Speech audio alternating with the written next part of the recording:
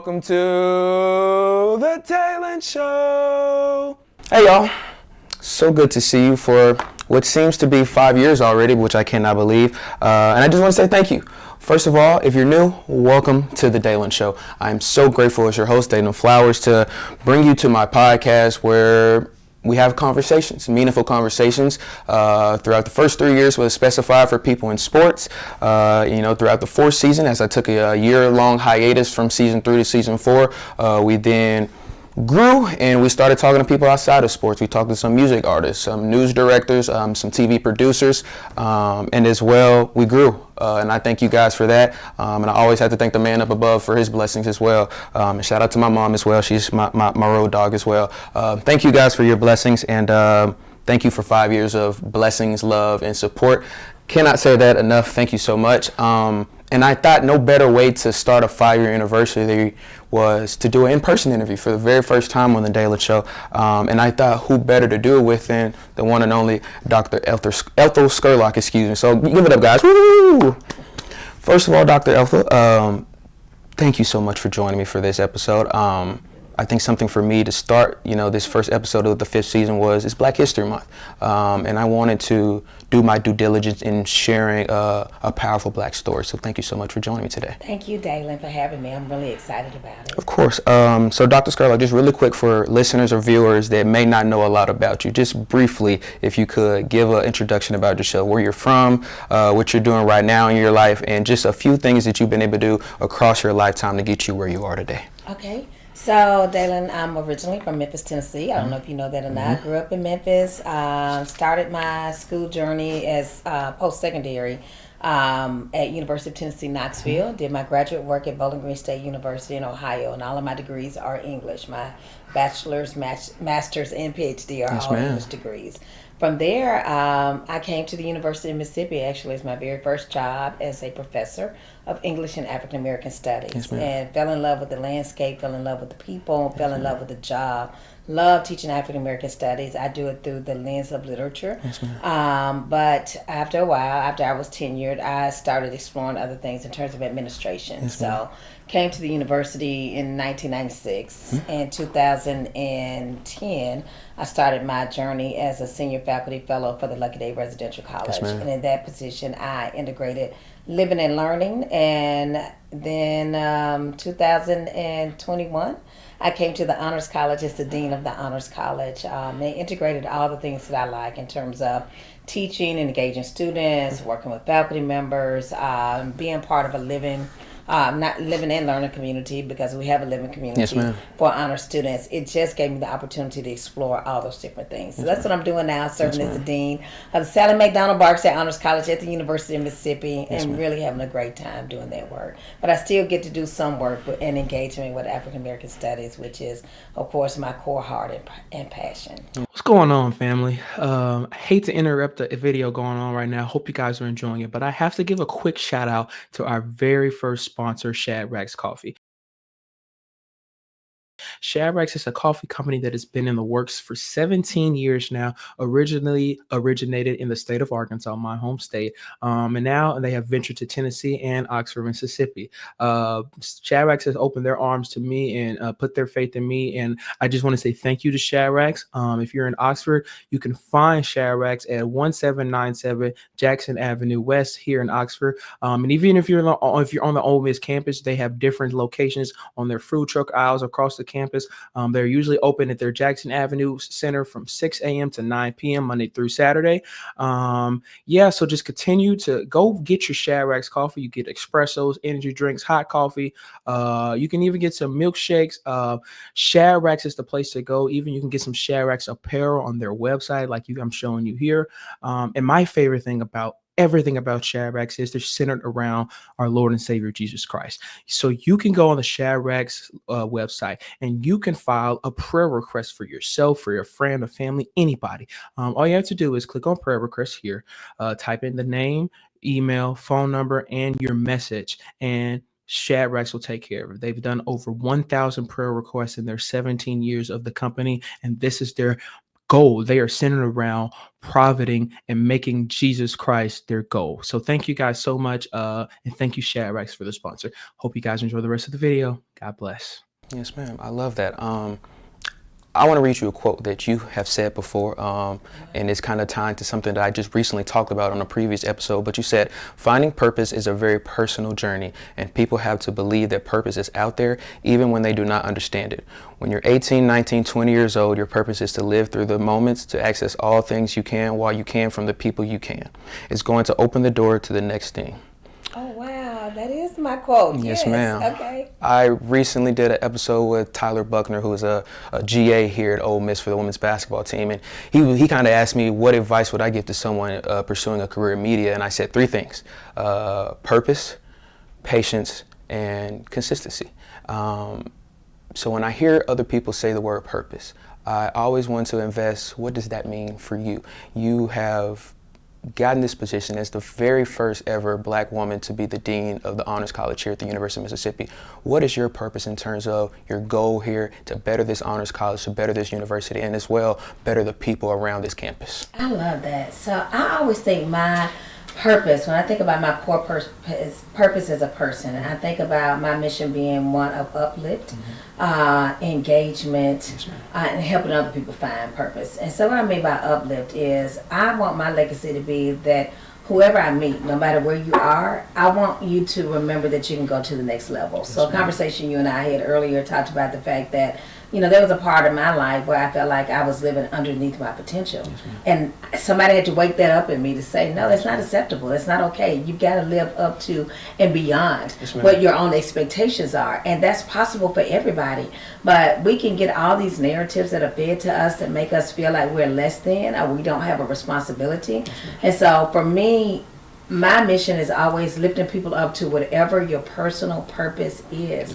And when I think about purpose, it is, what is the thing that you were sent to the planet to do? I mean, we were not sent to the planet to work a particular job, but we were sent to the planet to accomplish certain things. And so I don't feel like I was sent to this planet to be a dean. I feel like I was sent here to uplift, to share information, to engage, to educate. So for example, my position as dean allowed me to go to one of my favorite places on the planet, and they didn't believe me when I first said it yesterday. Yesterday I was in Charleston, Mississippi, talking to students, talking about African American history. And when I first said that, they were like, no, that can't be your favorite place. And they were like kind of smirking, and by the end they were like, you really do? And I'm like, yeah, I love this place. You don't see what it is because you're here all the time.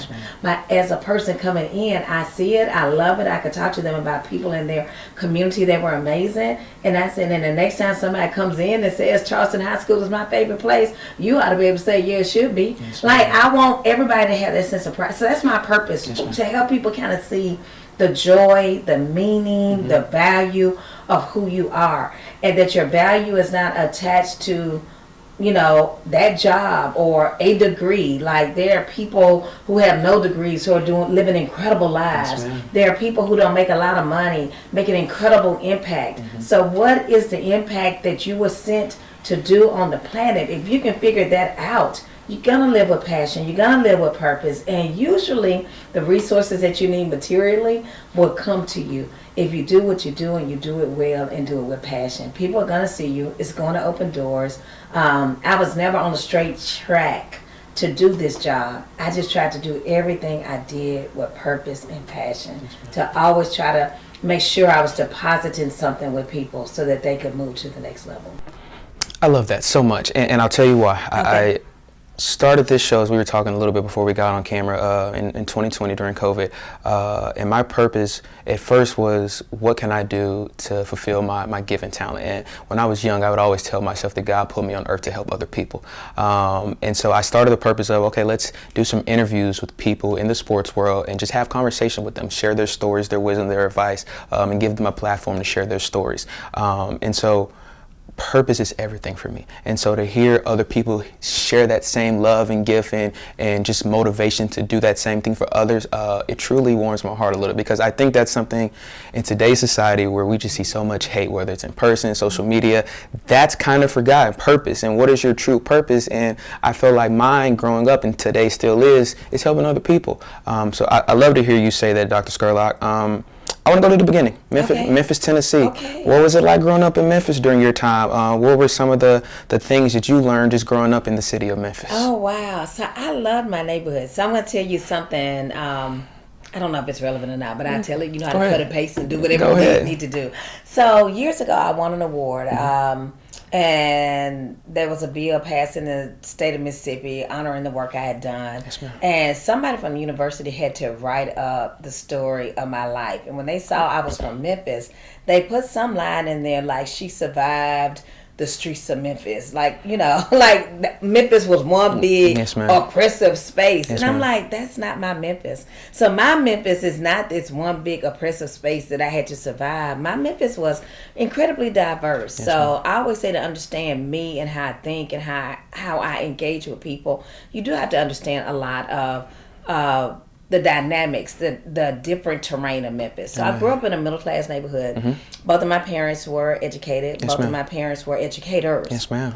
And most of the people in my neighborhood were. So I lived on the same street as my pediatrician, same street as our doctor when we got older. Also a postman, business owners, person that owned the local radio station was behind us. A person that was well known across the nation for entertainment was across the street, Rufus Thomas. So all kinds of African Americans that were progressing and thriving in different fields. Judges, I'm trying to think who all was in the neighborhood, but everybody was thriving. Yes, ma'am. So that was the neighborhood I grew up in. And so I didn't even understand until much later that there were people who thought because of my skin color, there were certain things I could not do. Because I grew up in this neighborhood where everything that you could imagine doing in life, we saw people doing it and doing it extremely well.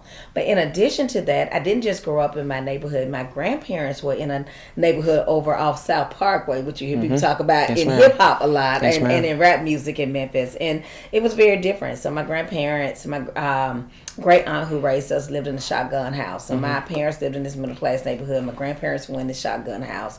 And it was a really different kind of terrain and engagement, but still a lot of love, and still a lot of support, still a lot of bonding. Now, I've always been more of a loner, but my older sister still has really close connections with the people in our neighborhood, which was more bougie, for lack of a better word, and the ones that were in my grandparents' neighborhood, which was not bougie at all. Yes, ma'am. So all those connections were meaningful. But then in addition to that, we grew up in this country church right outside Memphis in Bartlett, Tennessee. And Bartlett is a suburb now, but our church was in the country, and so you had people who were descendants of people who had been enslaved on that land that our church was on. And the land that our church was on was also the place of the first or the only black school in Bartlett, Tennessee.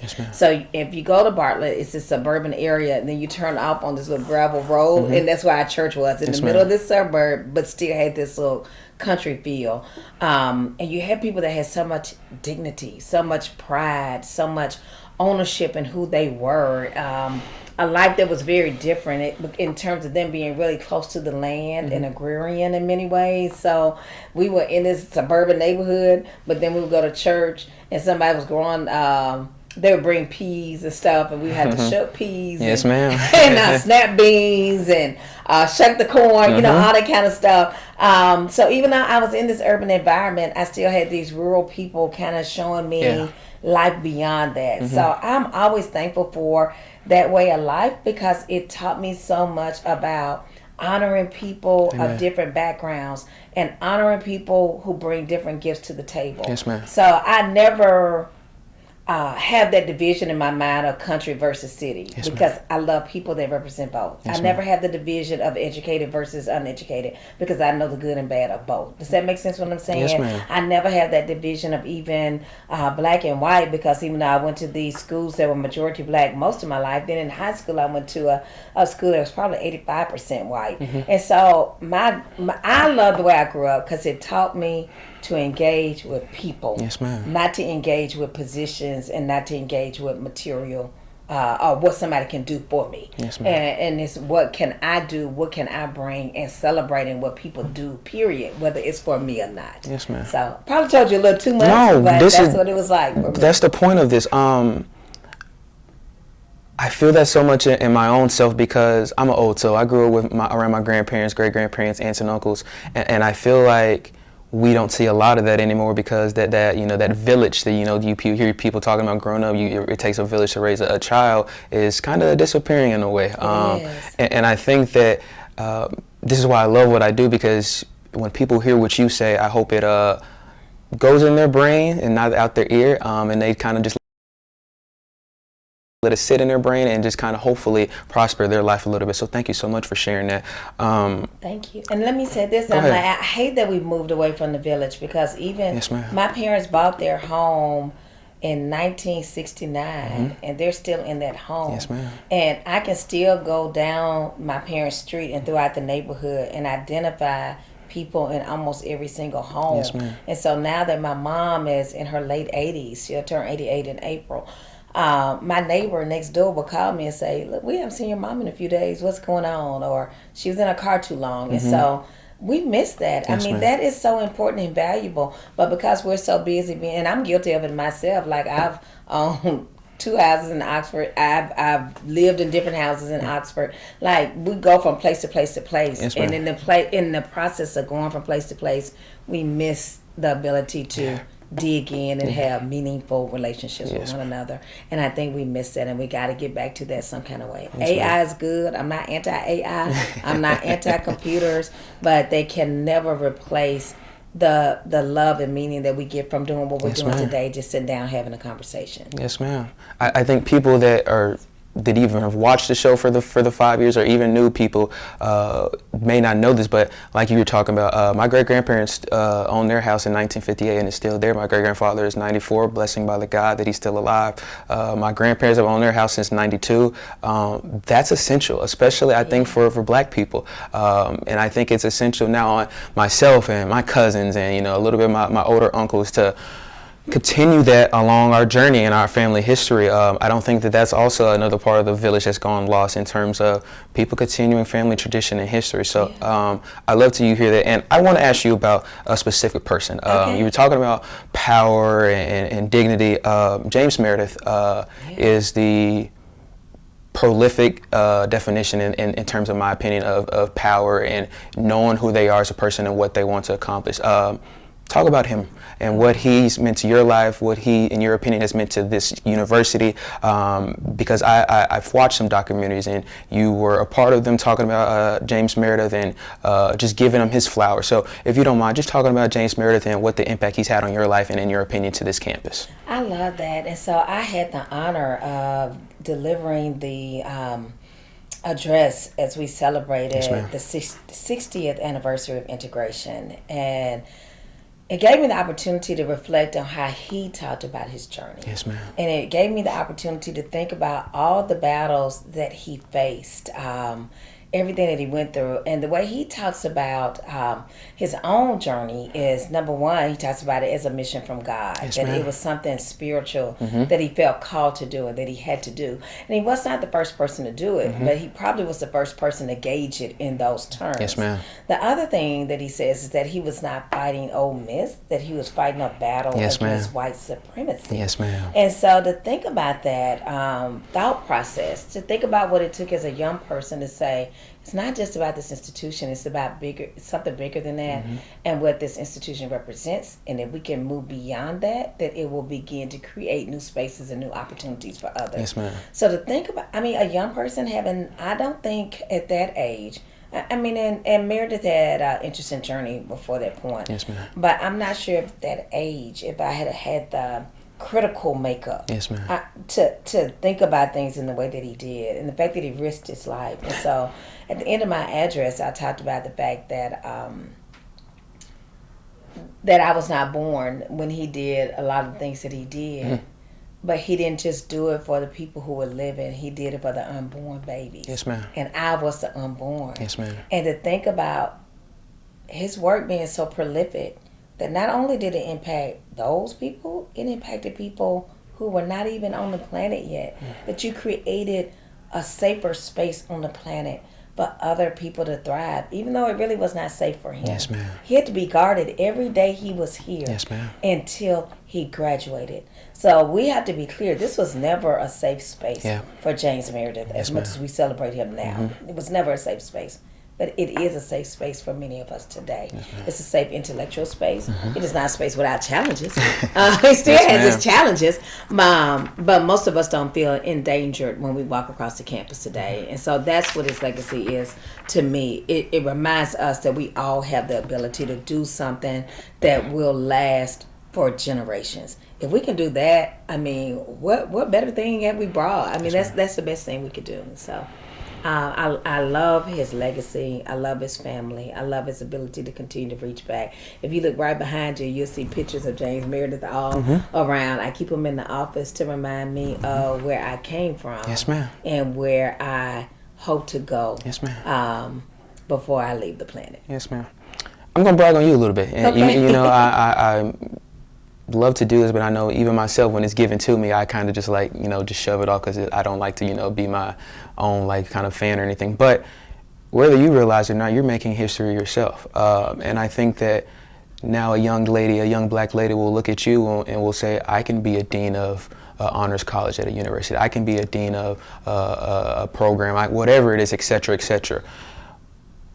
What is it for you that when you're looking at people in terms of walking them into this honors college, because now they see a black woman, head dean of the honors college, and you've also changed prosperity. The class of 2026 had the largest black honors, you know, numbers ever in the history of the honors college. So for you, what is your purpose here in terms of diversity in the honors college, but not just the honors college, but in terms of the university in general as well?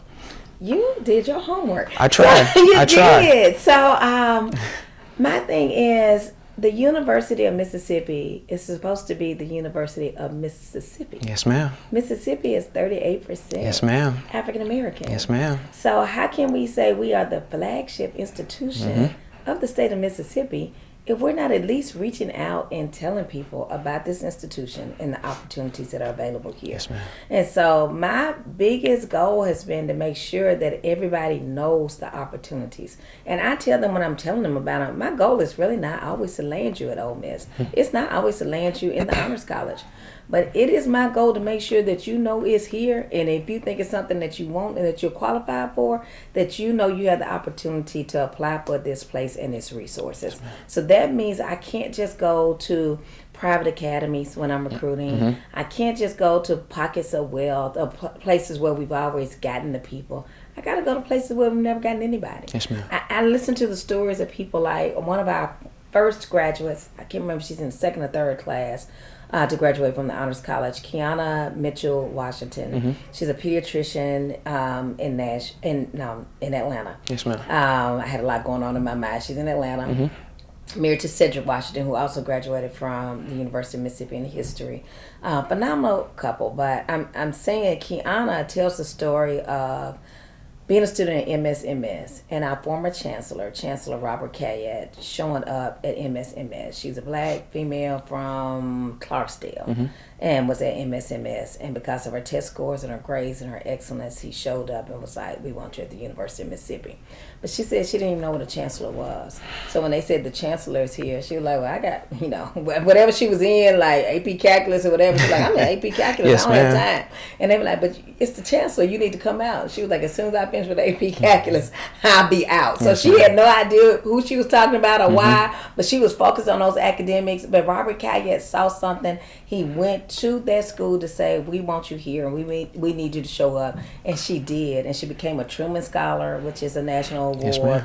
Yes, Actually, her dream originally, I think, had been to go to Yale for medical school. She was accepted at Yale, turned Yale down so she could go to Emory. Wow. But those are the stories that I want someone to one day say, I didn't even know what the chancellor or dean was. And I didn't even know what they meant, but they came to me and they showed me something, and then it clicked. That's where I'm supposed to be. Yes, the other thing is, if it doesn't click that that's where you're supposed to be, it's okay. Yes, ma'am. Because I know that if I can show you how to apply for the University of Mississippi and to get through this process, that you now know how to apply for every state university in the state of Mississippi. So you know how to go to JSU, you know how to go to Valley, Alcorn, USCM, Mississippi State, wherever you land. It's our job as a flagship institution. We belong to the state of Mississippi. We got to do the work of getting everybody in Mississippi, and we can't leave out 38% of the population and feel like we've done our job. I can't. There are people who do it every day on this campus. I cannot. I know the labor that it took, and so it's so important to me that we go back and we get everybody. Every taxpayer's offspring has a right to be at this place, and I want to make sure they get it. So I hope I answered it well. You did, and I love the honesty because that's not easy to share. And so thank you for being honest with me for that. I want to go back now.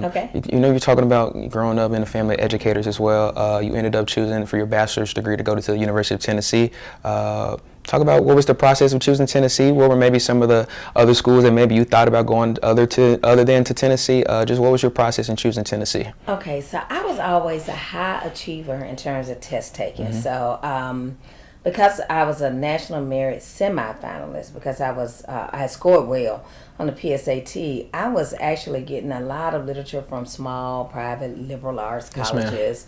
Some I didn't know about, but I was dreaming real big. I'm just going to be honest. I was dreaming big. Like, I want to go to Mount Holyoke. I want to go to Notre Dame. I want to go to this place. I want to go to that place.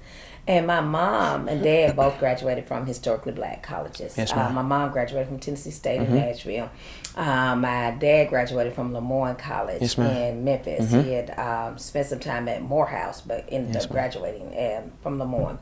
But I would name all these places I wanted to go, and I wanted to go tour, and my parents were like, absolutely not. And my mom was like, you're going to school in state, so you might as well stop dreaming. So she would not let me go visit those places. She would let me, she like, you're going to go. And so this is embarrassing, but it's the truth. And I tell my truth because so many people are embarrassed that they don't know what they want to do early on. So I had no idea what I wanted to do, where I wanted to land. The people that were writing me, I would read the little brochures, and it sounded exciting. And my mom said, you can't go. You're going to go in state. So actually, honestly, I took a map of Tennessee and I looked. Now, at that point, I just wanted to get as far away from home as I could. Yes, ma'am. So if you look at the map of Tennessee, Memphis is in the lower left corner of Tennessee. Knoxville is in the upper right corner of Tennessee. And that was the farthest I could get from home. Yes, ma'am. And still stay in state. And so that is actually how I originally started looking at the University of Tennessee. I just wanted to get away from home. I wanted to be able to try to, we say here, build my own legacy. I just want to brand myself. I just want to be in a place where I thought that I could thrive and grow. And Tennessee, even though there was no rationale and I didn't even understand educationally what I wanted to do, it ended up being the perfect place for me because I was able to, in some ways, disappear from people who knew me from my parents, but at the same time, I had people from Memphis who were also there that I could build with. Started out in communications. I was there for 2 years and didn't do well at all, and started taking English classes for fun. Ended up being connected to the right mentors, and mentorship matters. 2 African American men, R. Baxter Miller and Dolan Hubbard, really shepherded me through the program and my African American Studies courses. Those are the things that made me want to wake up in the morning. And reading the literature was what I did for fun. And so I just kind of transitioned over there and never looked back. Yes, ma'am. So. I love that. And again, thank you for your honesty because another conversation with Tyler Buckner, he was talking about how he didn't have a good GPA in high school and he didn't have the greatest ACT score, but he's still been blessed by God to have a strong work ethic, and he's gotten him to where he is today. And I think that's big, especially for college students that may be listening. And I want you to now, could you give a piece of advice to high school, college students, somebody in grad school that are, trying to figure out what they want to do, but are kind of putting themselves in a stress circle, trying to figure out, okay, if I don't figure it out soon, I may not be where I want in a few years. So what advice would you give to someone that's in that realm of, I don't know what I want to do, but they're still only 17, 18, 19, 20 years old? Yeah. So I always say, you got to believe, and it's tough when you're the person doing it. Yes, I get it. I understand. I was just sending my child something today about really learning how to embrace the fact that in the middle of a situation, there's frustration. Yes, ma'am. And we run from frustration, but you don't grow if you don't make it through the frustration. Yes, ma'am. So I get the frustration. In no way am I trying to deny that and say it's not real. But what I always try to tell people is focus on where you are now. Yes, ma'am. Focus on being the best you can be right now. And if you will be the best you can be right now, it almost always, I'm not going to say always, nothing is 100%, but it almost always opens the door to the next thing. Yes, ma'am. I mean, I talk about the fact that I was not on a clear track, and being a dean wasn't on my, I did want to be an associate dean. I wanted to be an associate dean for the College of Liberal Arts. I had a particular track I wanted to go on and want to do, and actually that door never opened for me. So when I was working in Lucky Day, I just did the best I could, and I did the things I was passionate about and the things that I was having fun with. And our provost at the time, our highest academic officer, was Morris Stocks. Yes, ma'am. And I went to Morris Stocks' office one day. He's an accounting professor here, and I said, I'm worried because I don't know what to do next. Like, there's no job that goes after this job. Yes, ma'am. And I said, I don't know what's next. And he said, don't worry about what's next. What's next always takes care of itself. Amen. And I was like, what? But it's true. Yes, ma'am. And in that moment, I'm like, I want you to give me some. Like, I want you to tell me, go over there and take this workshop. Yes, and get ma'am. certified in this. Or go do this and that. And he said, what's next takes care of itself. And it did. And I had opportunities a couple of times to look at other positions and was being considered for things, but the timing was wrong. And when I tell you, I believe in divine providence.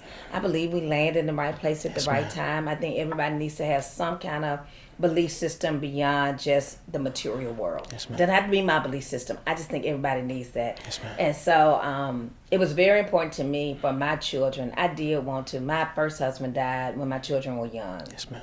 And so I cherished the ability to take my kids to school in the morning. If they had to ride the bus to get home, that's fine. But I wanted that morning time. I wanted that, let me see where you are mentally. Those conversations were probably the most meaningful conversations I had. Yes, ma'am. Because they're trapped in the car. They can't go anywhere. Yes, ma'am. So I love being able to take them to school, pick them up, because I would find out stuff I wouldn't find out otherwise.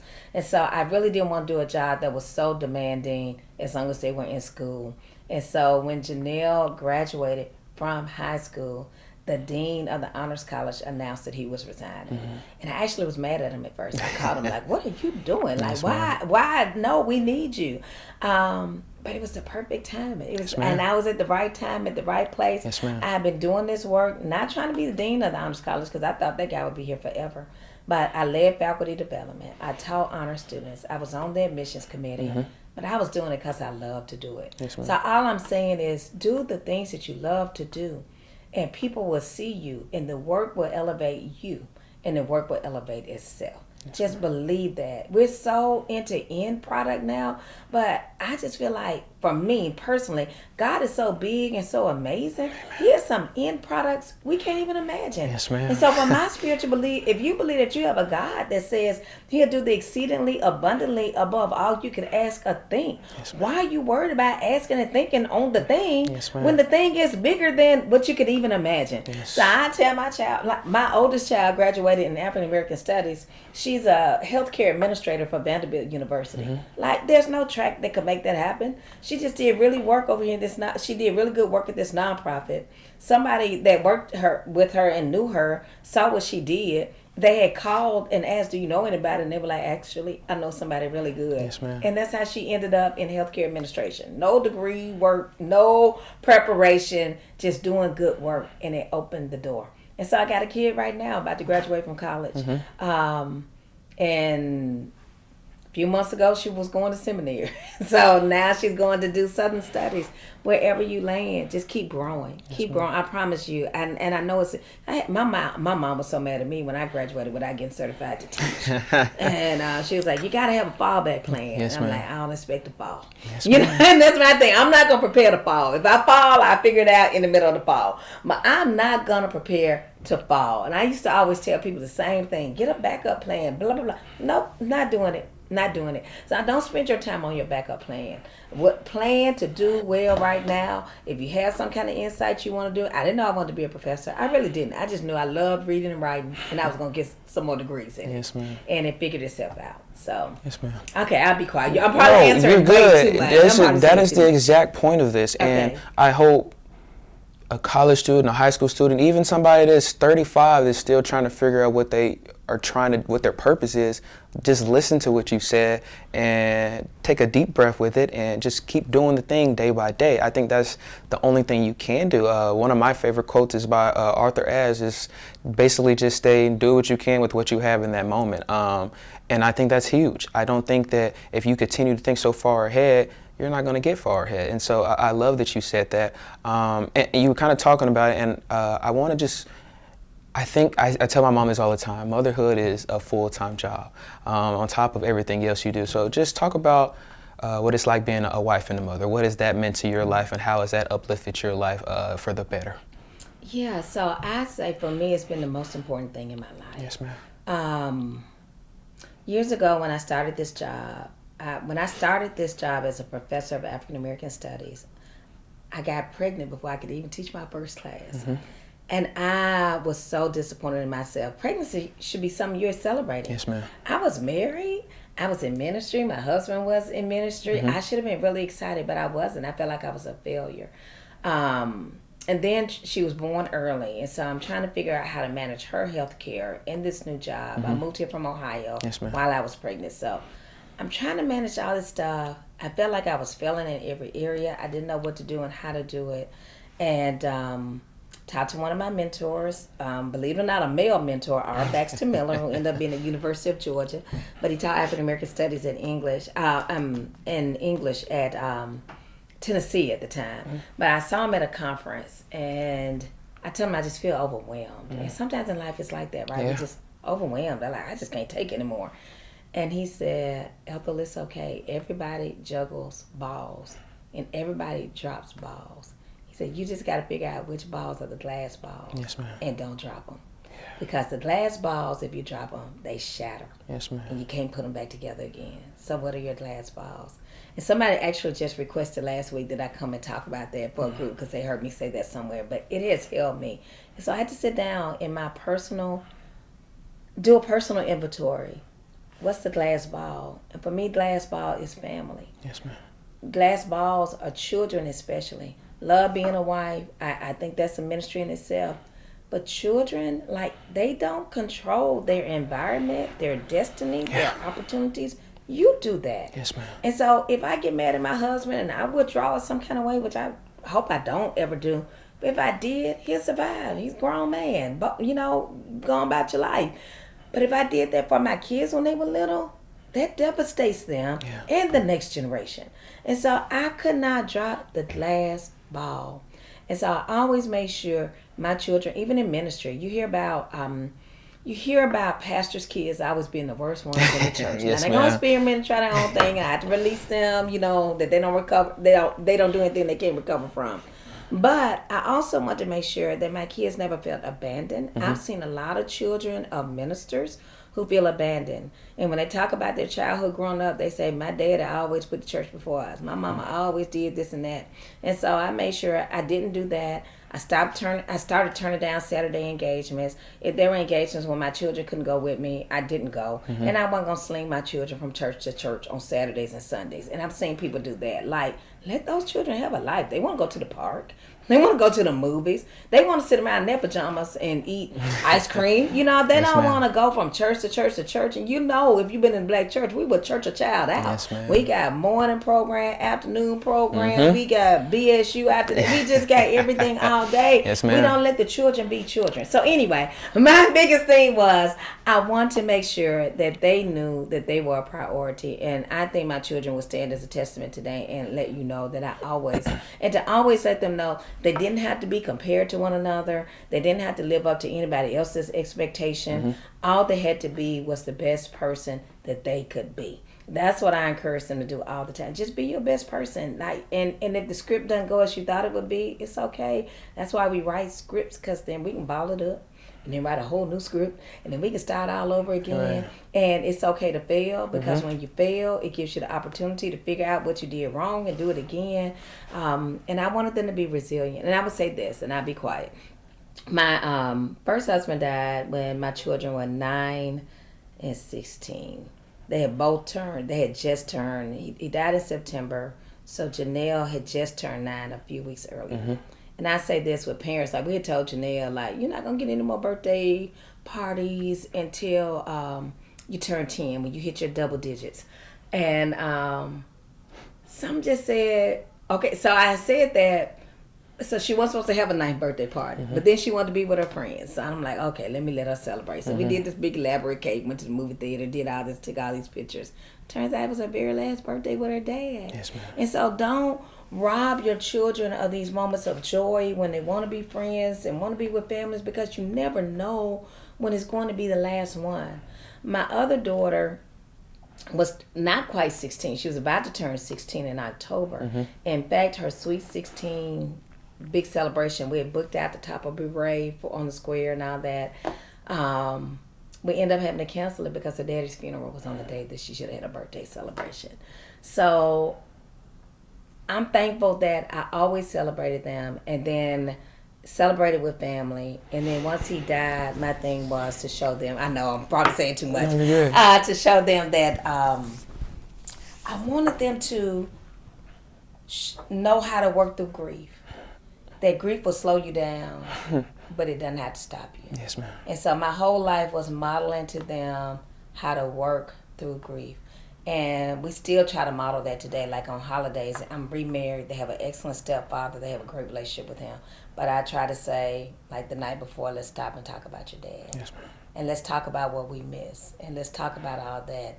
And you don't have to be happy for anybody. Yes, ma'am. But we want you to have a sense of joy that'll carry you, no matter what. So I probably told you too much. No. Okay. You're Again, good. cut and paste. No, I which promise. you don't want to Dr. use. Skurlock, Okay. you're good. And okay. if anybody was watching, I don't know if you would really catch it. I got a little emotional.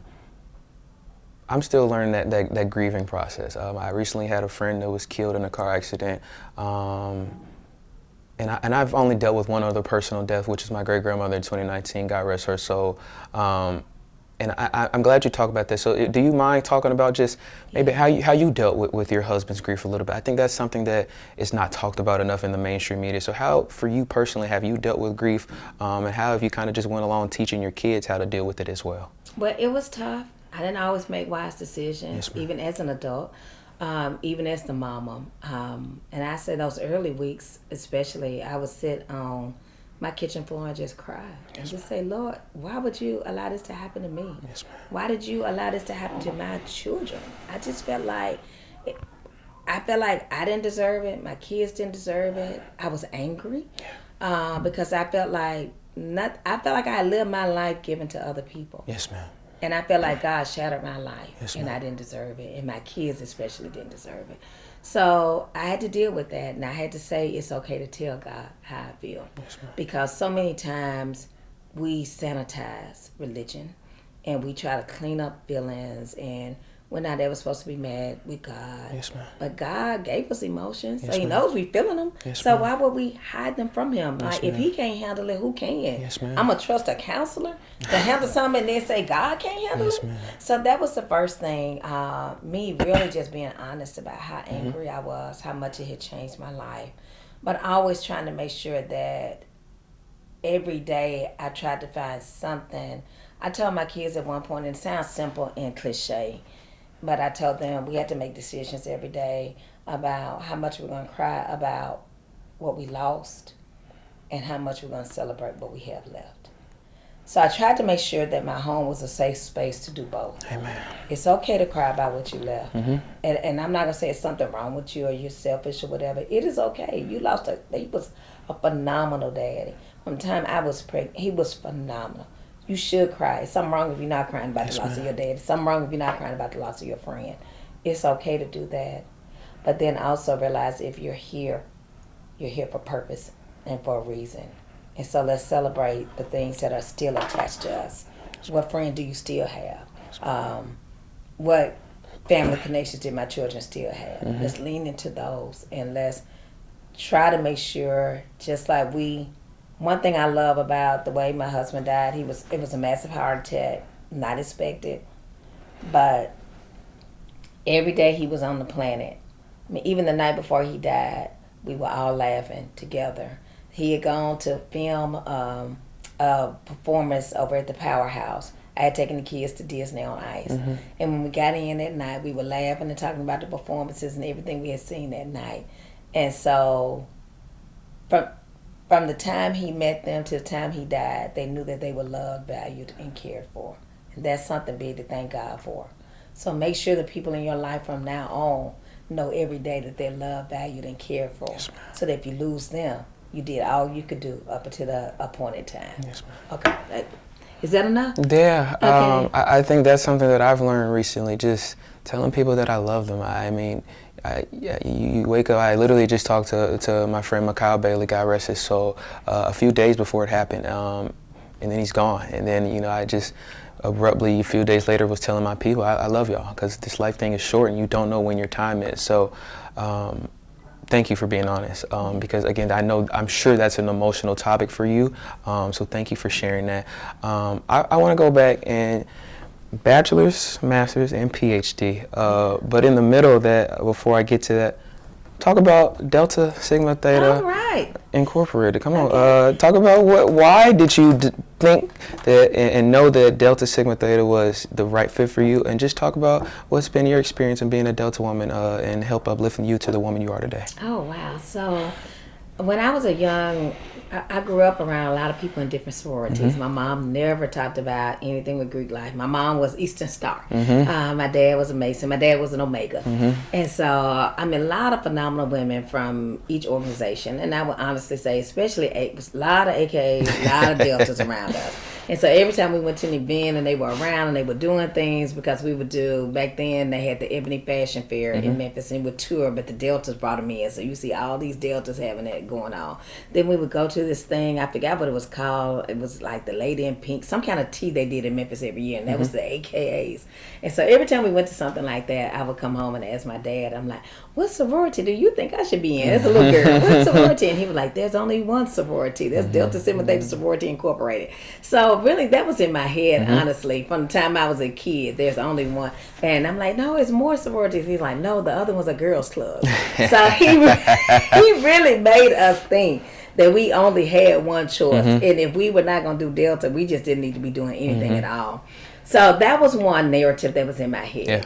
When I went to the University of Tennessee, you gravitate towards who you see doing things on campus. Yeah. And you could see that these women were different and they were doing really unique work in the community. Yes, ma'am. And so one of the things, we didn't have anything like Greek forums. So if you want to go learn about an organization, you had to go talk to the members. So with Delta, if you were interested in Delta, you were expected to set up one-on-one meetings. You went to the different dorm rooms and places to see these women, which was safe. It was nice. There was nothing negative about it, which we couldn't do that today. But it was really neat. And so what I remember more than anything is that every time I went to see one, I set up an appointment, I would go see them. They would say, do you see that certificate right there? Read it to me. And it would say Delta Sigma Theta. And then they would say, and what does it say under that? And it's like a public service sorority. And they were like, that's correct. We are public service. So if you don't want to do public service, you are not in the right place. Yes, ma'am. And this is what we do. And so they would just run down all these things about public service. And that's my life. That's what I want to do. I want to live a life of service to humanity. Always. There's something on the inside of me wanted that. And I love that. I loved what they stood for.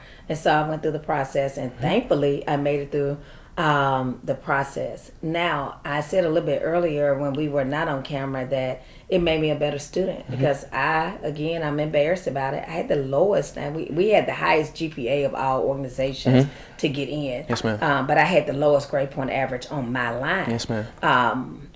And I was embarrassed by that. So one, it made me a better academic person because I read about these incredible women who had been doing incredible work, starting that history of 1913 and all the stuff they were working against. And I'm like, what am I doing with my life? I'm going to have to get it together. I thought I was doing something, but I'm living beneath my potential. And then watching women who were in engineering and in accounting and thriving and doing extremely well and doing internships. I'm like, I don't want to be the bottom of the barrel. So they encouraged me to do better. Yes, so ma'am. those things that helped me do better academically. I mean, after I pledged Delta, baby, my GPA was off the chart for my last two my last 2 years at University of Tennessee because they really emphasize academic excellence. So it helped me academically and helped me. If I hadn't pledged, I don't know if I would have even gotten my grades to the point where I would have been accepted to graduate school. The other thing I would say it helped me do is spiritually. You know, you hear a lot of attacks right now, people renouncing and talking about things being anti-religious, but everything that we do is based on Christian principles. A lot of what we do is based on scripture. And so because I was raised in the church, but I was running from the church at that point. I really was. I'm not lying. I was tired of being the pastor's daughter. So when I went to college, I didn't want nothing about me to be churchy. So when I got in there and I started reading these rituals, I'm like, oh, that sounds like this passage and this sounds like this scripture. And so I'm having this read over me every time we meet. And I'm like, I got to get my spiritual life together. So for me, while people talk about it turning them away from God, it called me back to God, and it called me back to taking my religion seriously. And thankfully, I ended up serving as the chaplain for Delta for the state of Mississippi for 8 years, where I traveled throughout the state, traveled throughout the southern region, leading spiritual workshops for Black women based on Christianity, on the scripture, on the word of God, how we become healthy and whole and we heal. So it's been a very important part of my intellectual journey and my spiritual journey. Yes, ma'am. Staying in this college realm, I want to ask you, was it always your goal to get your master's and Ph.D.? But what was that process? How did you come to that point of saying, okay, I want to go to graduate school, then okay, I want to become a doctor? What was that process like for you? So no, it was not always my goal. Coming out of Memphis, you can tell I like talking because we've been talking. I'm not even looking at my watch. I like talking, and I used to rap. Believe it or not. So I wanted to be a rapper, but you didn't have a lot of models of what it meant to be a female rapper. But Salt and Pepper, there was this woman, Barksdale, Shantae, she was good. Yes, ma'am. Salt and Pepper, they had met in college. It was a community college, but they had met so I'm like, okay, I can do it all. So I was thinking, I'm going to college to make my parents happy. It was just the expectation in my household. Yeah. But I still was trying to connect with people doing music at first in Knoxville. And I wanted to just be a rapper. So my goal was to try to pick up some things while I was an undergrad, then come back home, work, and try to figure out how to do that.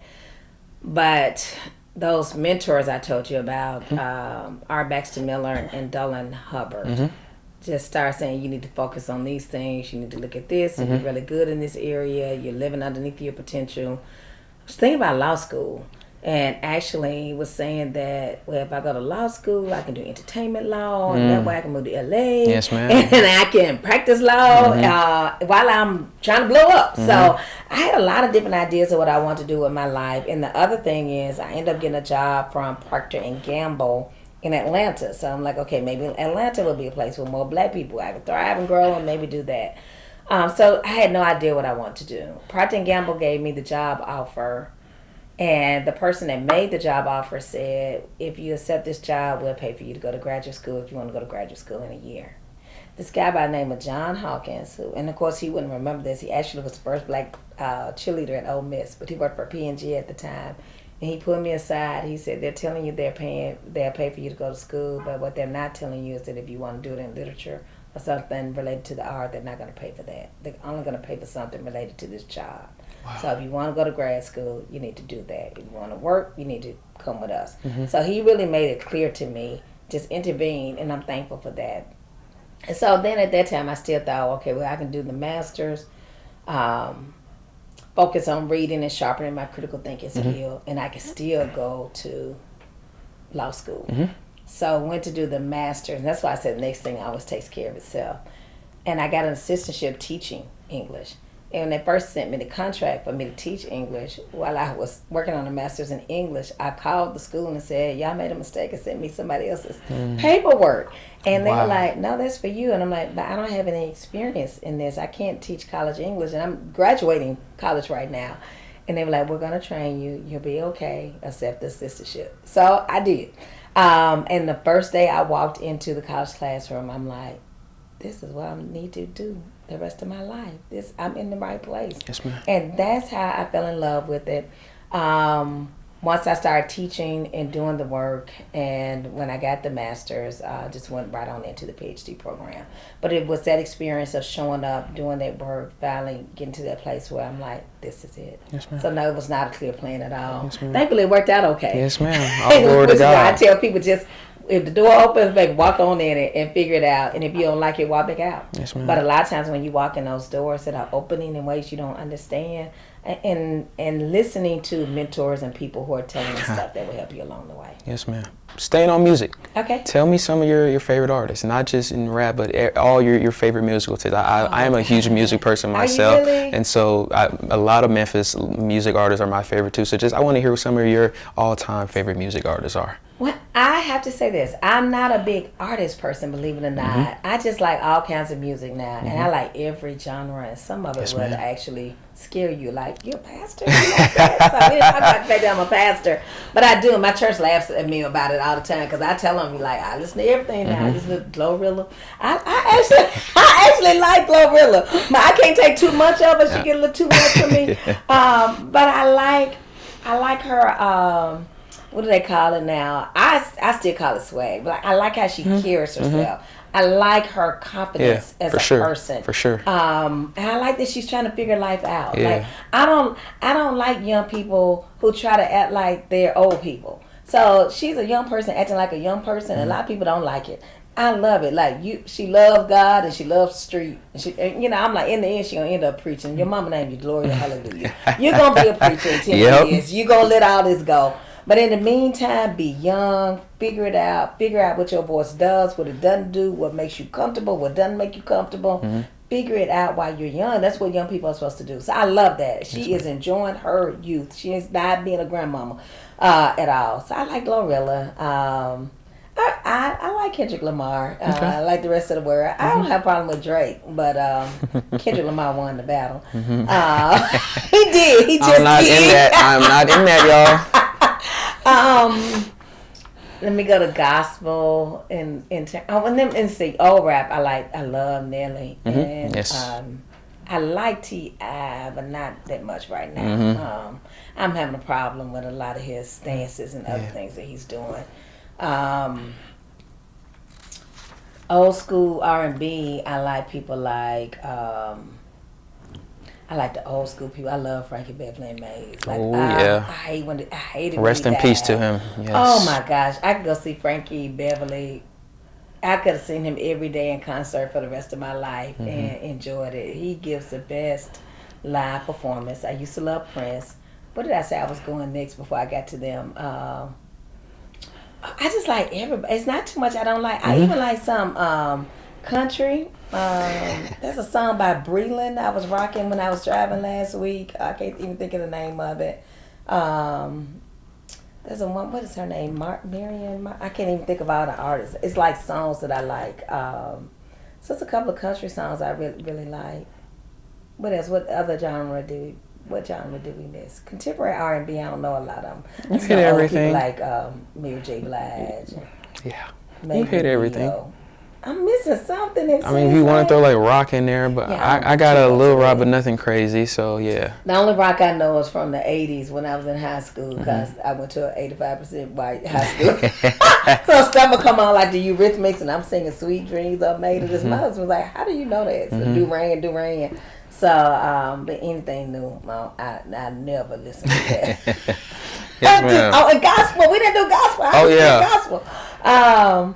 I love black gospel. Like, I love old school. And since I've been in Mississippi, I just did a presentation last week talking about like Canton Spirituals, Mississippi Mass Choir. One of my favorites. Lee Williams. I talked about all of them. But I also like the praise and worship, like Maverick City. Yes, ma'am. And Elevation Church. I mean, they just go so long though. I'm like, they good for driving, baby, because you'll be in one city.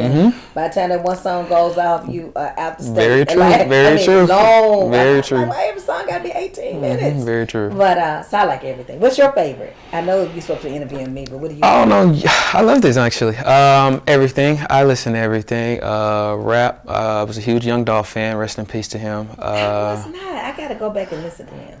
One of my favorites ever. I love Sir Charles Jones. Me too. That's what we left off. Yeah. Yes. TK Soul. Yes, I love them.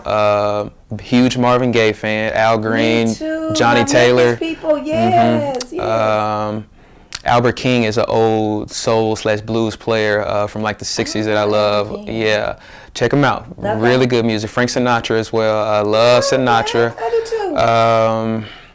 Let's see. Love some Biggie Smalls. I got a lot of Biggie on my playlist. I got some Tupac in there. I'm more of a I'm a Biggie person. I definitely got some Pac in there though. I gotta respect the game though. Trying to think country. I love Luke Combs and Chris Stapleton. Probably two of my favorites. And yeah, those are probably my go-to. I got Drake in there. I'm a big Drake fan. Yeah. And gospel. Oh man, Mississippi Mass Choir. I love Marvin Sapp growing up. I love Marvin Sapp too. William Murphy as well. Yes. He's good friends with the guy who likes me to preach. They're really good friends. Yes, ma'am. Maverick City, of course, and what they're doing now. Very long songs, but definitely some of my favorite music. I listen to a lot of gospel, honestly. Bishop G.E. Patterson. My great grandfather every Sunday would have his sermons on, and I fell in love with just who he was as a pastor and some of his songs as well. So Bishop G.E. Patterson's definitely up there. So yeah, I love music. I got it from Sinatra in the 40s to now, so I love music wholeheartedly. Yes, ma'am.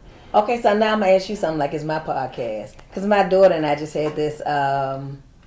We just had this debate a little bit. We didn't get to finish it because we were running to a lecture. We were talking about R. Kelly. What do we with him? What do we do with him? She said his music wasn't that good anyway. And I'm like, I think it was. Okay, see, my mom's watching this is in the biggest R. Kelly fan. I'm talking about CDs, everything. Okay. I love his music. My mom grew me up on it. Obviously, I'm not a fan of what he's done in his personal life, so that's kind of the big asterisk in terms of listening to certain things. But I think his music is great. I think he has a good voice. His tunes are always good. So I love his music, obviously.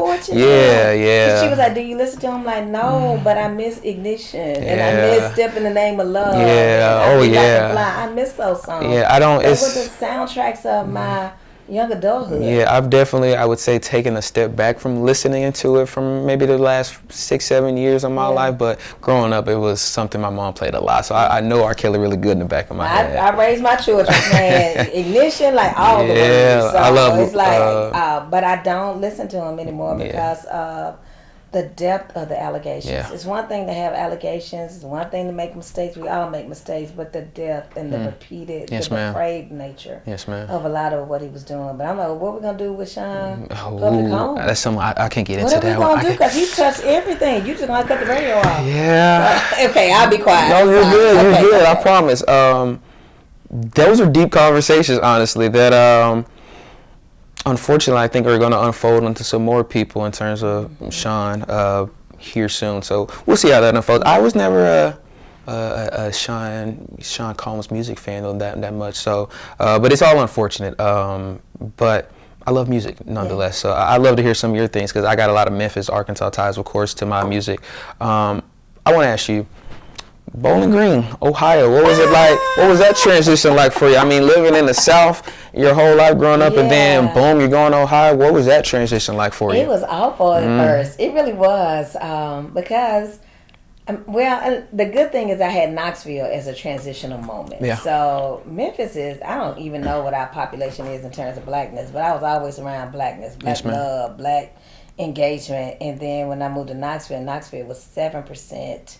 Black. The city, I think, was about 7-8%. It may have been a little bit more than that, but I know the goal was trying to get the student population to 7%. Yes, ma'am. So it was like cultural strangulation in some ways for us because, like BET was out, but back then certain cable packages had certain stations, and like if you didn't have enough black people in your area, you didn't have those stations. Wow, I didn't know that. So we didn't have BET. Wow. And so I couldn't even watch black people on TV. There was no black radio station because the population wouldn't sustain it at the time. Yeah. So we would have to bring our little tapes up and try to make meaning in Knoxville. So that helped some, but I did have black people from Memphis. So, but when I get to Bowling Green, it was the first time I had been in an environment that you had black students. It was a really small country town.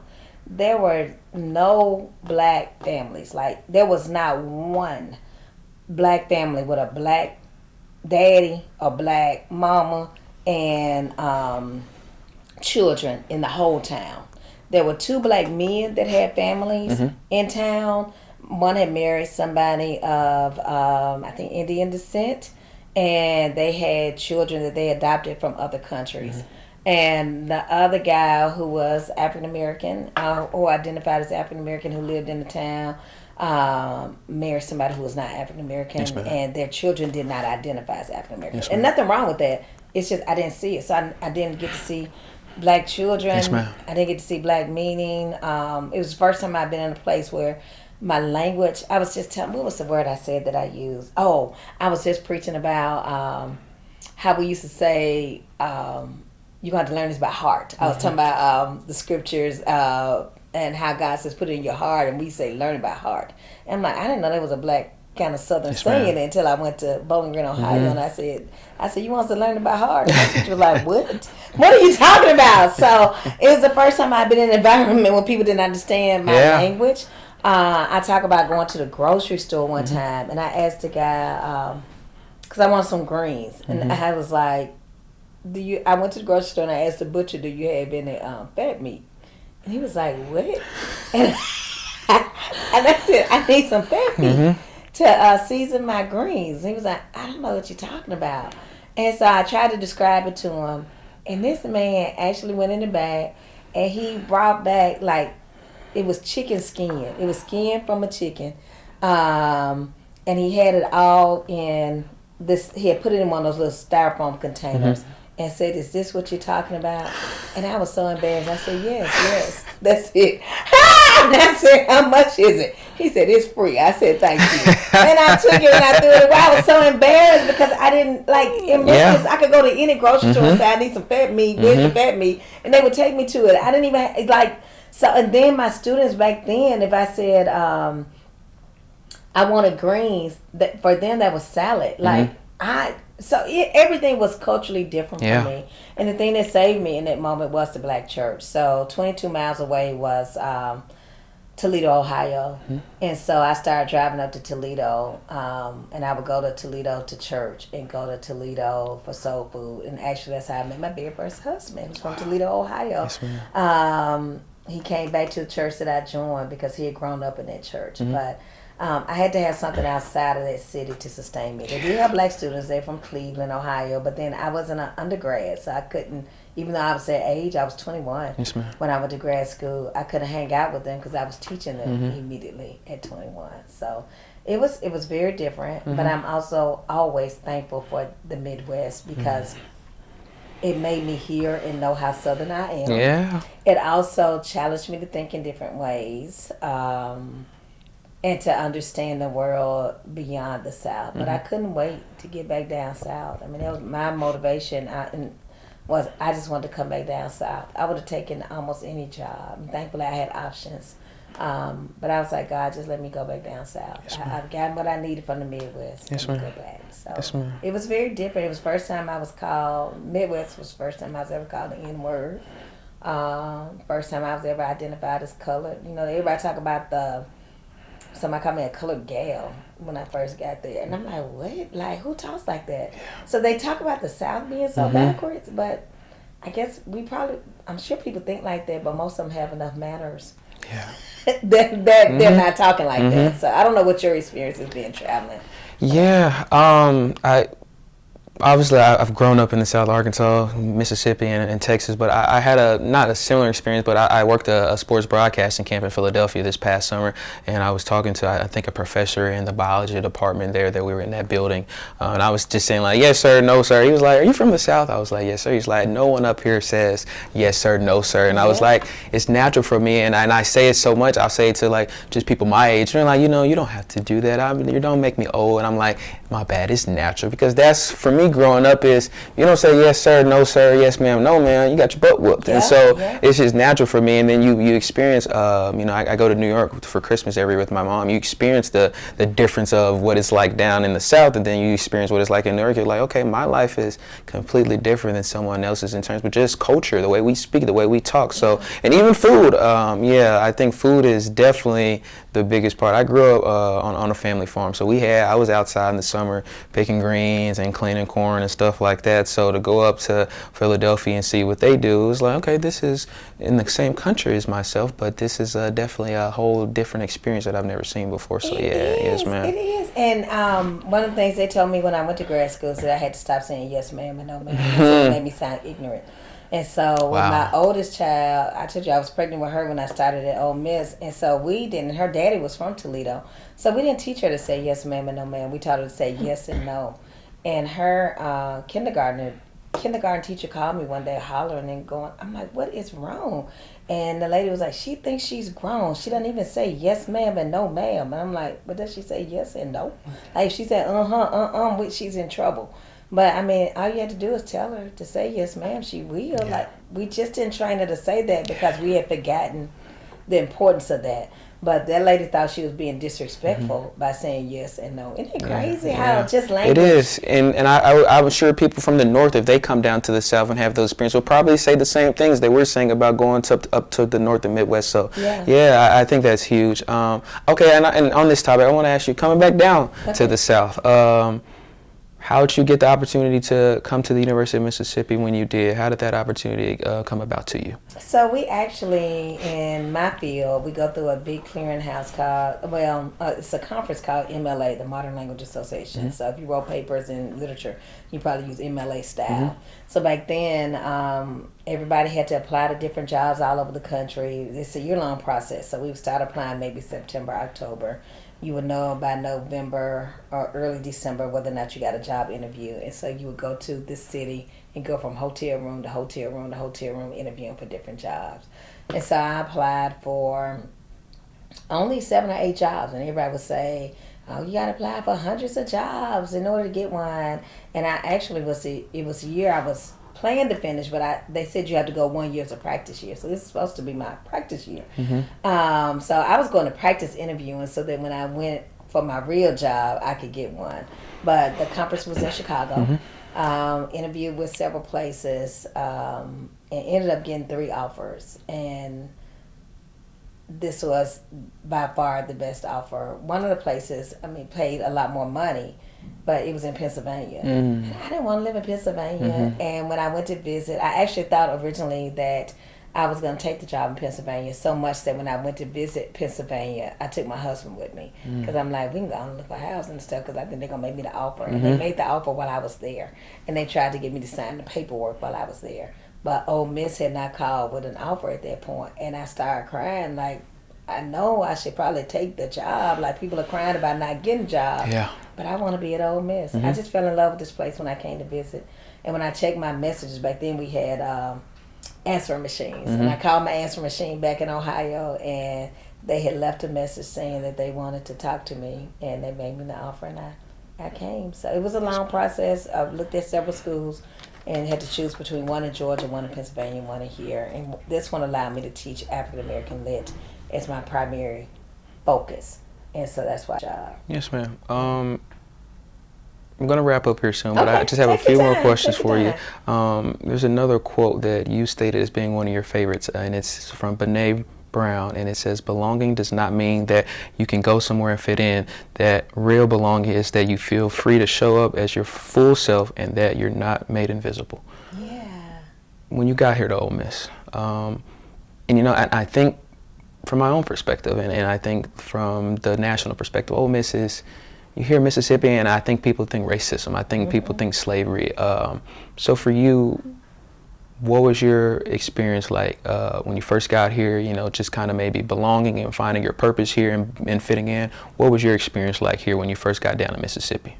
So I'm going to say my experience, but I also know that I value and understand it's not everybody's experience. Yes, ma'am. So a lot of people don't have positive experiences showing up and feeling like they can be themselves. I did. Yes, ma'am. I mean, I was immediately embraced by my colleagues in English. They were excited to have somebody to teach African American Lit. Yes, ma'am. Some places, the other places where I interviewed, it was kind of like, well, I was going to teach American Lit, African American Lit on the side. They didn't really respect what I brought to the table. Yeah. Here, I felt like from the very beginning, my colleagues respected it. They wanted me to talk about it, teach about it, publish about it. So my immediate colleagues, I felt valued by. The students were really happy.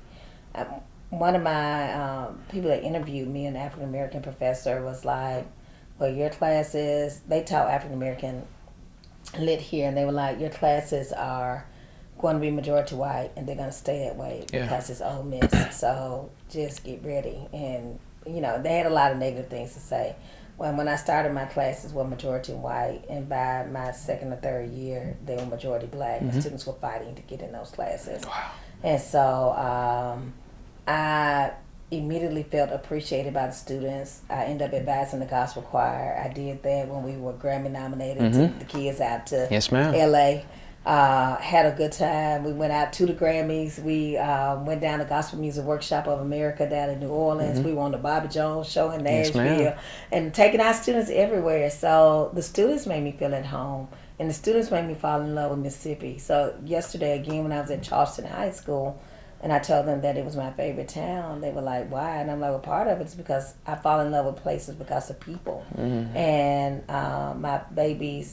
my first child's babysitters were from Charleston, Mississippi. And they would take my child down there, and they would celebrate my child. So I've been amazed by the family connections here. So I always, I've taught so many children of my first students now, which is so That's cool. amazing. It is so cool when they're like, you taught my mama. And the first time it happened, I'm like, oh no, I'm not old enough to talk to your mom. But I really was. So now quite a few, and then quite a few are in the honor scholars now, on campus That's now. amazing. Like I am teaching, so the family atmosphere always made me feel valued Yes, on ma'am. every single level. And it was the one place where, I mean, when I interviewed all the way up. We were a smaller school at the time. When I came, Ole Miss only had 10,000 students, and now we have over 20,000. So at that time, I knew the chancellor, the provost, everybody. You interview with everybody, and they valued your work. Yes, ma'am. And so I've always felt valued here. And again, my identity is not just the university. My identity is what happens in the community, and the community has loved on me. And I've tried to love it back hard. Amen. But not everybody has that. Yes, ma'am. And I get that. And I understand that some people find it very alienated and not friendly and not supportive. Yeah. And I don't discount that at all. Yes, ma'am. But I can't pretend it's been that for me, if that makes sense. I relate to that a lot. I think that we all obviously have our own perspectives of lives and what we have experienced, but this has been a great home for me for 3 years, and arms have been open to me with love, and people that have just wanted to see me succeed in this town, at this school, have continued to pour into me. So I love that you say that, because I hate that this place gets that rap. I hate that Mississippi gets that rap, because obviously history is history, but it's not just Mississippi either. You know, you were just talking about the Midwest was the first place that you were called the N-word. So I think that's huge.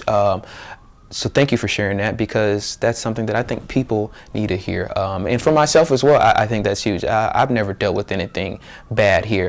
You obviously you see it, and I've experienced things in my lifetime, but not here. And I thank God for putting me here for a purpose and a reason. So thank you for sharing that. Thank you. Of And course. let me add to that. This past weekend, I officiated a wedding in Springfield, Missouri, in the mountains, in Ozark Mountains. And Springfield is 4% black. So the whole time I was there, I didn't see one black person. And I was talking to Janelle, my youngest, on the way back, and I'm like, girl, I can't wait to get back to Mississippi. And she's like, people would not feel like you would ever say that. And I'm like, I got to go home. Like, I'm not at home in the mountains. I'm not at home when I don't see people who reflect melanin in their skin. I want to see everybody. Yes, ma'am. So I love everybody. You know that. I embrace everybody. But you want to see somebody that looks like you when you go to the store, when you go to Walgreens, when you go to wherever. You want to see something. And I didn't. And so it's been a home for me. It really has. Yes, ma'am. One more thing kind of huge that I want to pick up on before we wrap up. Another quote from you. Okay. Sorry, I'm a big quote person, I but see. I'm so proud of you. thank you. You mentioned a book, The African American Sermon in the Literary Tradition, Yes. and the quote was, "The African American preacher every Sunday morning has to get up and take a past history and connect it to the present of the people they're standing in front of, and take it and make it serviceable that empowers them for the future." Yeah. First of all, how did you become a pastor? And secondly, for that quote, what do you think your purpose is in terms of preaching the word of God for people of color? Okay. So, and that quote is and the book is right there in the corner, Sermon in the African American Literary Imagination, Dolan Hubbard. It is near this. I think the things that make me who I am, I make sure I have them out where I can see them. I love that. But he was my mentor at Tennessee that I ma'am. talked about and taught literature, African American literature. My journey, I started preaching in 1995 at United Missionary Baptist Church in Toledo, Ohio. As I was finishing my doctorate, I was licensed by a guy, Bishop Rudolph McKissick. And McKissick pastors a very large church in Jacksonville, Florida now. They had top 40 hits, very well known, very well connected. But at that time, he was on the come up. And he was not in Jacksonville. He was in Toledo, Ohio. And I knew I had a calling on my life, went to talk to him about it. And I thought he was going to put me out of his church. My daddy was a pastor. We were Baptists. We didn't believe at the time in female ministers, but I knew I was called and I knew I had to do it. And so when I went to tell McKissick, I was like, I know I'm probably going to have to lead a church, but I'm telling you, I know I'm called to preach, and I can't fight it anymore. And he was like, well, I felt like I knew it all the time. I just been waiting on you to come tell it. So people actually called him, told him not to license me because they had other women who had been waiting and they was going to unleash whatever in the city. Several people were very adamant about the fact that he shouldn't license me, but he's always been, if you ever look up Rudolph McKissick, you'll find its preaching is phenomenal. He's never cared about what people thought about what he did. He just has done what he wants to do. And so he licensed me, and I'm thankful for that. And one of the people that was really against me and what it was going to unleash in the city has had me back to Toledo several times to preach. And at one point, he had over 10 female associate ministers. Wow. So I started there, and when I came here, it was challenging because there were not any women in the Baptist tradition who were active in pulpits, and people did not know what to do with me. And I was okay with that because I'm not a person that does stuff for show. I was preaching because I know that I have a call on my life, and really kind of hope, well, maybe if I just go and get licensed, do what the Lord told me to do, He'll let me sit down. Like maybe just testing me to see if I do it, and then I can stop. But that ended up not being the case. So short story is, came here and started preaching. My first husband actually was a pastor, and several churches said they wanted to call him as a pastor, but they wouldn't call him because of me. And so it was kind of hurtful, but I mean, it is what it is. I can't change my gender, and if I change my gender, I won't be his wife. So, and I can't change the call on my life. So people did struggle, but thank God that people in different denominations started calling me. And then people just started saying, like, we want you. We want you to be here. And God opened doors. And before I knew, I was running revivals, doing all these different things. So the way I moved from ministry to pastoring, I supported him for many, many years. And this guy started a church in Batesville, Mississippi. It's a very small church. And I felt connected to it the first time I went. I'm like, I got to figure out how I can help him sometimes. I actually met him. I did a program for the USDA. He was the administrator who had to call me and make my arrangements. He asked me to come to his church. And I'm like, let me see how I can help Marlon Coleman in the future. So then he asked me to come back. And then he said he was going to Oklahoma. He's actually now the mayor of Muskogee, Oklahoma. Wow. So he said he was leaving. Did I know anybody? So I sent him the name of this guy, Eric Wilson. And he was like, we already talked to Eric Wilson. And he's not interested. He said he's not ready to pastor. So then I brought him back. I said, well, I'll help. I had just... I was extremely blessed. I didn't need anything. And he had a little bitty church. Now, I didn't know how little it was when I agreed to do it. Because when I went to visit, each time there was like 15, 20 people there. So I'm like, well, I know y'all don't have any money. And we have a good building. I can help you in transition. So I went over there to help him in transition. And some people joined the church. Got the money stabilized. And then I called them to say, I think it was stabilized. My husband was preaching at 11, so I would do this church at 9, go down to him at 11. And I called him to say, I think you're ready to do a pastoral search. I got everything kind of set up for it. And he was like, we don't need to do a search, you're the pastor. So that's how I became the pastor of First United Missionary Baptist Church. Wow. And my husband was pastor in Alvis Grove at 11 a.m. And when he died, they asked me about staying to help them transition, and then they asked me to stay. So now I'm pastor in 2 churches, one at 9 and one at 11. So I go to Batesville at 9, and then we go down to Alvis Grove at 11. And they're very different. The 11 o'clock, when they first called my husband, they said, some of the members were like, we want to make sure you know we're calling you and not your wife. And so I never went in the pulpit the whole time he was there. I would just go there as the first lady and support him. And so it is a testament, again, of how the next thing always opens up and prepares the way. And when he died, I thought I would move on, but they asked me to stay, and then my kids wanted to stay.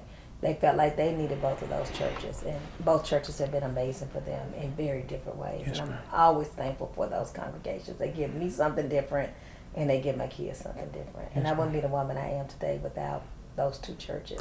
Yes, ma'am. That's amazing. And I will say just really quick, I don't understand how you do it. Oh, I put too much on my own plate, and I think I do way too much. But hearing you do all the things you do, it's extraordinary. And all the things you do, I want to ask you, Dean of the Honors College, what is your goal continuing to move forward in the future for this college? What is your main goal in terms of improving what you're doing here as the Dean of the Sally McDonell Barksdale Honor College here at Ole Miss? Okay. So as the Dean of Sally McDonell Barksdale Honors College, I want to make sure that we continue to serve all students. I want to make sure that we continue to have a global population, but that we have special attention to students in the state of Mississippi. I want people to look at this place and know that it is a transitional place, a place that you can come to and it will help you transition into the next level. I want to make sure, one of my biggest goals is to make sure that we raise a lot more money to fund student research and student creative endeavors. So I like for a student to be able to come to my office and say, I have this big idea and I want to do it and I don't know how I can pay for it. How can I do this? I want to be able to have big funds where we can make dreams happen. Yes, ma'am. So that's my biggest dream, to have some kind of big dream Dean fund. And we fundraise and we make some money in small ways and we're able to help students do small things. But I really want students to know that if they come to this honors college, one, they're going to be around other people who are excited about learning, excited about engagement, who think about life in complex ways, and that we're going to do whatever it takes to get them all the resources that they need to make sure that they're maximizing their moments as undergrads. That's my biggest goal. I love that. I love that a lot. And I think we need more people in power in schools, in the country, in the world, with that type of mentality, with the type of, how can I help people be better in their lives? So I love that. And wrapping up, there's a question that I always ask. It's actually 2 questions in one, so kind of stick with me. We're here. But the first one is just a piece of advice you would give to someone watching or listening. A piece of advice about life. Things that you've been able to experience in your life that you would want to share with somebody listening to maybe help better their life, help push them forward in maybe a time of struggle. A piece of advice you want to share to somebody. And secondly, you talked about it a lot, honestly, but legacy. When people hear Ethel Scurlock, what do you want people to always remember about your name and who you were as a person? Okay. So the first piece of advice, I would say, I don't know if it's advice or not, I would say remember that nothing is wasted. Sometimes we don't understand what we've gone through and why we've gone through it. We don't even understand why we're connected to certain places or people. And we feel like, I wasted my time. It's not wasted. It's only wasted if you waste it. Yes, ma'am. But nothing is wasted. All the experiences make you learn more about who you are, what you can do, what you can achieve. So don't ever accept the narrative that you are wasting time. And maybe I can add to that, one thing that my mom always told me was, you're not better than anybody else and you're not less than anybody else. And if you could always keep your mind right there, then it'll remind you of your value. Your value is not about even being compared to anybody else. Just be valuable. Just walk in, be who you are. And you don't have to be better than anybody else. You don't have to grandstand. but never let anybody make you feel like you're less than. You have every right to be where you are, and to stand and to sit in the places that you're sitting in right now.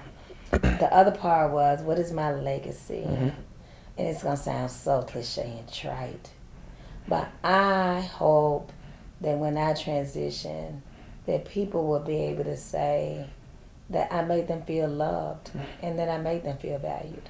I don't want anybody to ever leave my presence and feel like I made them feel like they were less than. Yes, ma'am. Or that they didn't matter.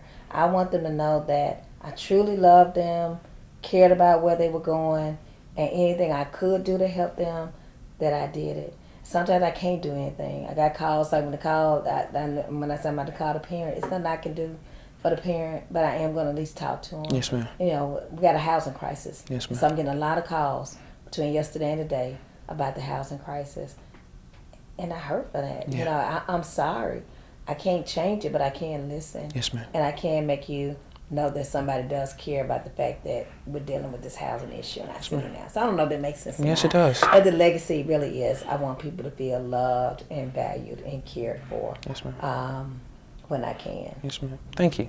Thank you. That part for me is always like, I hope the most beneficial part of somebody watching or listening of my interviews. I think those are two of my more important things because it dignifies what you've been able to learn, the advice part, and what you want to give to people, which is my biggest thing. What can you give to help other people? And then your legacy is, what do you want to be remembered for? What are you doing to make your name the best that you wanted to make it? So thank you so much for sharing that. You want to wrap up, but I'm going to ask you, what's your legacy? What do you want people to remember about you? Oh, I knew that was coming. That I help people. And again, that probably will sound cliche, but like I said earlier, I used to tell myself so much growing up that God put me on earth to help people.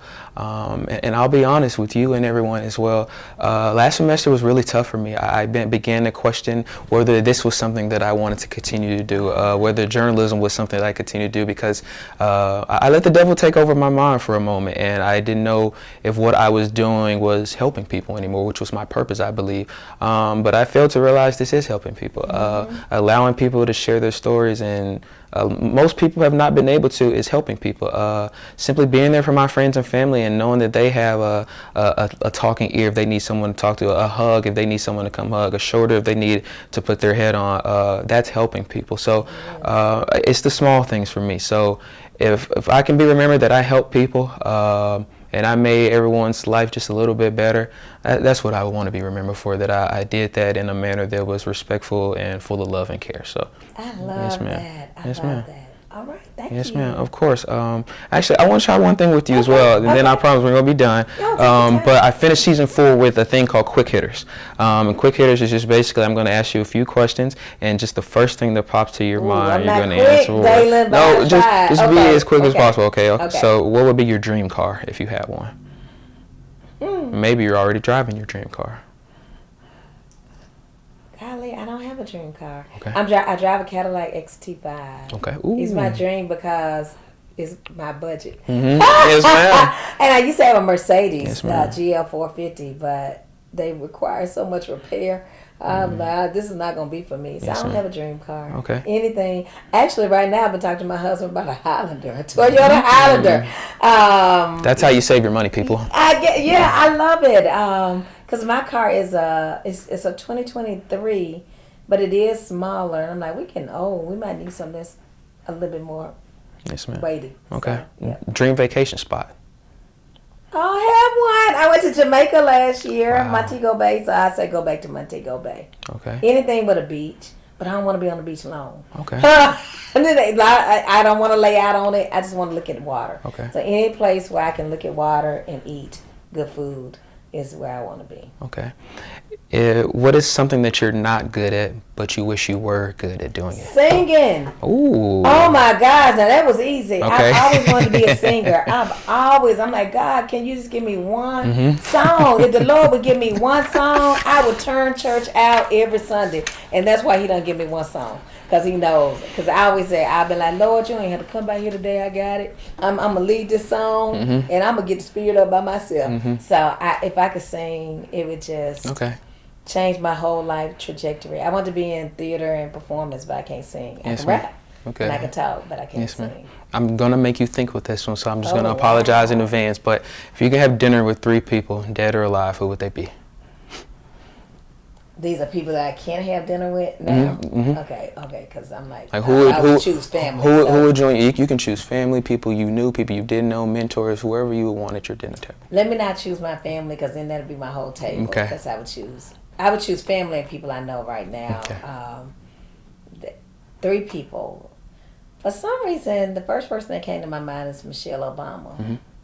I would love to sit down with her. Yes, ma'am. I just think she has a lot of wisdom, Mm-hmm. and she seems really interesting to talk to. The second person would be Oprah Winfrey. Okay. I just love her story. She actually grew up in the same church as my mom. Wow. Yeah. And my mom was good friends with her dad all the way up until when they died. So the church my grandma was in, 2 families, Winfrey and Walker. So Oprah Winfrey, because I just like her rise, and I like the way she has lifted other people up and the way she pushes back, even though so many people try to destroy her. Who would my third person be? This is always the hardest one. Golly.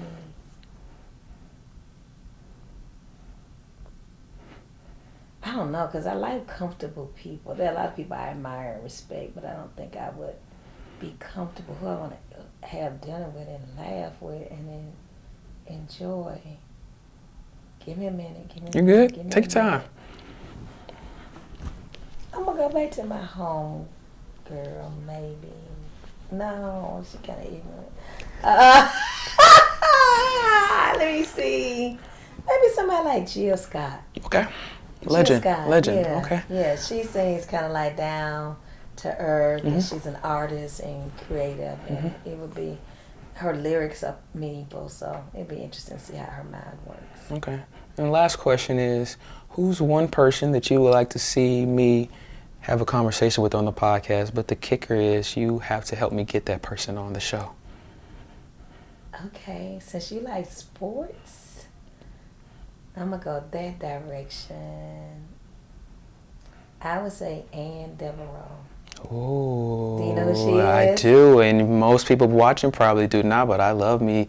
Ooh, I love women's sports. I just got to say that really quick. I think that being a part of the Angel Reese and Caitlin Clark over the last years and the way they've elevated not just women's basketball, but women's sports in general has been amazing. So yes, I do know who she is. I'm very familiar with her story, her game. I was not expecting you to say that, but I love that. Her, why not Coach O? Have you interviewed Coach O? I'm working on that. Coming soon. Okay. Okay, so maybe Coach O. And after the season is over with, I could probably help facilitate that. Okay. So those are the 2 people I think about in terms of sports and moving forward. Okay. Dr. Skurlock, thank you. Thank you. I'm so grateful that we were able to meet. Me too. We were able to connect and do this. This has been beautiful. I've learned so much. I've encountered so much just from your words, but I've laughed a whole lot as well, which is something that I kind of put forward, and moving forward with season 5 was a lot of laughter. So thank you. And as well, thank you for what you're doing. Continue doing what you're doing. I can't explain that enough, that what you're doing, you may not really understand it, but it's huge. And you're inspiring myself, you're inspiring people. So just keep doing what God is blessing you as gifts to keep doing. So thank you so much for who you are as a person and chatting with me today. I mean so much of that. Thank you, Daylan. I appreciate you. You are a jewel. I appreciate it so much. Thank you guys for tuning in where I'm looking at. This has been fun. As we move forward in season 5, I appreciate all the love and support you guys continue to give. Make sure you subscribe to the YouTube channel, leave a like, comment, share, and follow us on all social medias. This has been such a blessing with Dr. Skurlock, and so much more to come. I'm super excited for the 5th season of the Daylan Show. We've got so many stories to share, and we're going to keep going with some of these in-person interviews. We're going to keep doing some remote as well with people, but it's all going to be so much of pure joy. And so I hope you guys take as much joy as I am out of this. Again, thank you, Dr. Skurlock, and thank you guys. God bless to you all. Amen.